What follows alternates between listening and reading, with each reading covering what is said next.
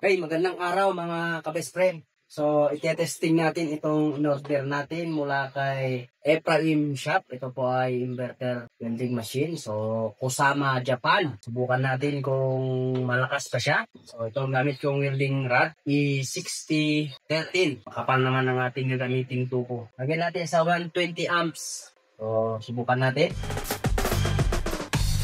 Marami ka bang gusto na malaman?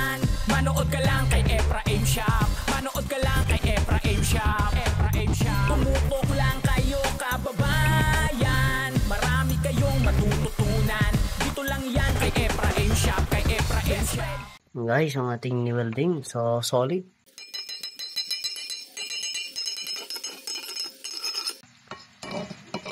Makikita nyo naman, napaka-solid. Okay na okay guys. Salamat Ephraim Shop, Pag-ibig.